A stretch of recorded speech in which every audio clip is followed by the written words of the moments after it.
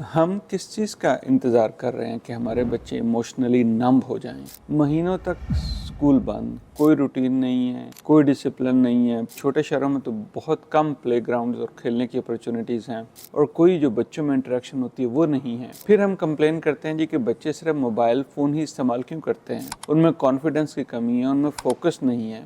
آپ نے ان کا بچپن ایک روم میں اور گھر میں لاک کر کے رکھ دیا، اور پھر آپ پوچھتے ہیں کہ وہ کانفیڈنس کیوں نہیں ہے؟ A nation cannot rise when its children are disconnected from learning, structure, hope۔ بچے ہمارا فیوچر ہے، یہ سیاستدان اور یہ ہمارے ایجوکیٹر سلوگن تو بہت بتاتے ہیں، لیکن یہ چیزیں صرف سلوگن سے، صرف نعروں سے نہیں آتی ہیں، بلکہ اس میں ہمیں ڈیلی کی بنیاد پر ہمیں انویسٹ کرنا ہوتا ہے۔ ہمیں ایسی پالیسیز بنانا ہوتی ہیں کہ بھائی بھلے کچھ بھی ہو جائے، بچوں کی تعلیم، بچوں کا اسکول جانا، بچوں کو جو ماحول ہے وہ مناسب ملنا چاہیے۔ میں ڈاکٹر ذیشان ہوں، امریکہ میں ہوں، یہاں پر تو اتنے بڑے بڑے برف کے طوفان آ رہے ہوتے ہیں، اتنی بڑی چیزیں ہو رہی تھیں، لیکن کوشش یہ ہوتی ہے کہ بھائی اسکول جو ہے اس کی چھٹی نہ۔ آپ کو پتہ ہے کہ یہاں پر اگر میں نیو یارک، نیو جرسی میں ہوں، تو یہاں پر برف بعض دفعہ بہت زیادہ ہوتی ہے۔ اس سال برف تھوڑی زیادہ ہوئی ہے، تو انہوں نے بچوں کی گرمیوں کی چھٹیاں کم کر دی ہیں کہ بھئی وہ جو برف کے طوفان کی وجہ سے جو انہوں نے 1 یا 2 دن جو زیادہ ان کو وہ آف ہو گئے تھے، وہ ان کے سمر بریک سے وہ کم کر رہے ہیں۔ تو